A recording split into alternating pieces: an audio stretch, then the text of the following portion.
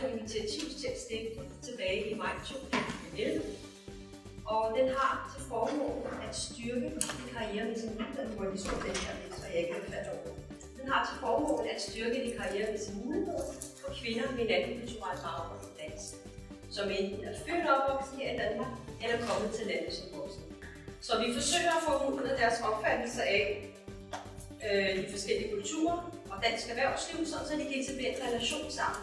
Det gør vi med et mentoringprogram, som vi introducerede for 2 år siden. I dag er vi mere end 50 mentoringpar. Formålet er simpelthen at identificere konkrete, eksekverbare tiltag for at få flere kvinder op i ledelsen i dansk erhvervsliv. Så det var den korte version af, hvem vi er Multicultural Business Women. So signals which are unique to you as an individual.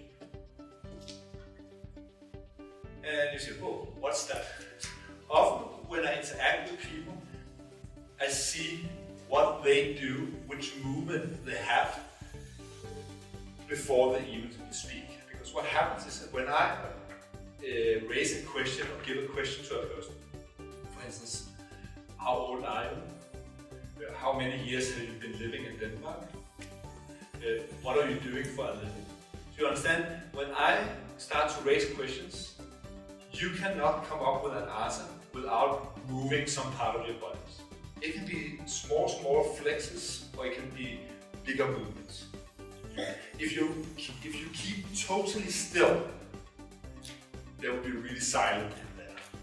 And I think that's what that is actually that idea they apply in a lot of the meditation techniques. Understand?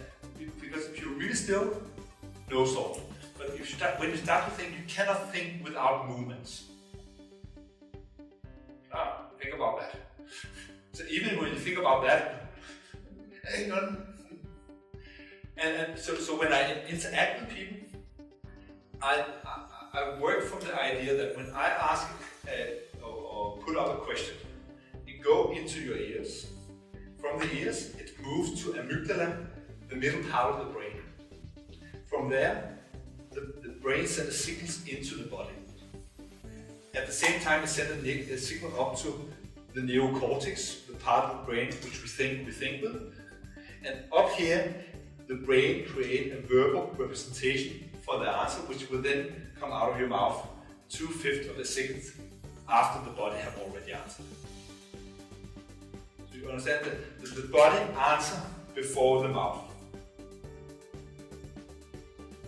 So if you want to be really effective in personal communication, I would advise you to really be really good at picking up what the person is communicating before they talk. Simply because most people lie. And it's now scientifically proved. There are some scientists which have done a big study, and they found that on average a human being lies more, I think it's around 67,853 times during a life. Approximately 3 times per day. And in my experience, it's really a low number for most of the people I know. Most people lie much more often than 3 times per day. I'm not talking about evil, bad lies, but I'm talking about small lies. So for instance, can you have this assignment done by Friday? Yes. Knowing that Monday will be okay.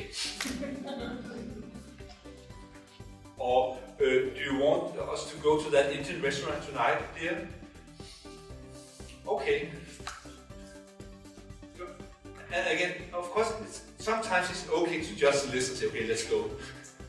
But if you want to really stay in a healthy relationship, maybe it would be okay to say, okay, so you don't like the Indians, where would you like to go?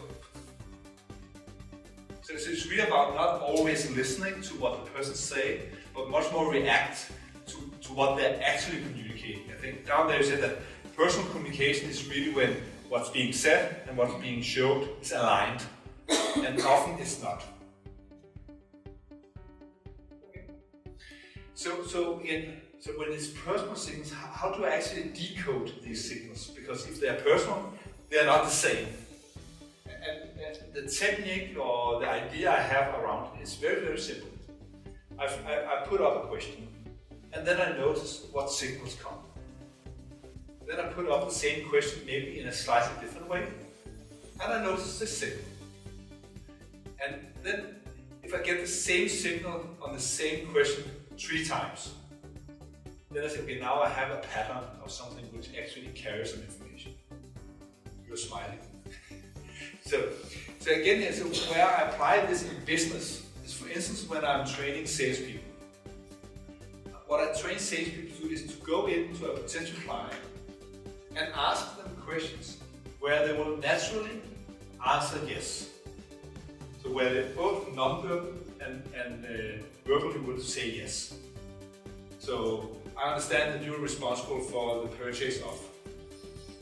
Yes. And then I teach them how to notice for the non-verbal and verbal answer. And I have them ask 3, 4, 5 questions where the client will say yes, until they're really sure about what's the non-verbal yes signal.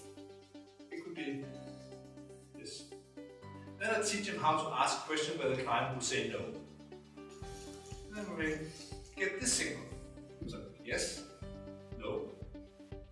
And then later in the meeting, where I really want some honest answers. So now we have talked about what we can offer. Do you like what you have heard? Yes. You understand? It's useful to know. Say that, okay, he's polite asshole. And you will meet that a lot in Denmark, in business. That people think they need to be nice and polite rather than honest. So it's okay to treat a salesperson in a way that says, yeah, it's really interesting, please make an offer. Just spend 3 weeks doing something for me which I will not use. So that's polite in Denmark.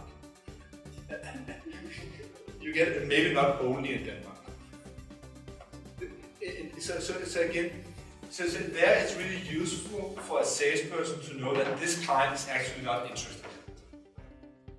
Because then they can start to challenge or say, okay, I have said that you're not really interested, so what else do I need to show you so that you can be really interested? Or maybe just leave the meeting and say, okay, we are not a match, let's move on to a new client. And this is useful in a sales customer relationship, but I would claim that it's as useful at home or as a relationship between colleagues or between colleagues and managers to really improve the quality of the interaction. But it really takes that you pay more attention to what people is doing rather than to paying attention to what they are saying.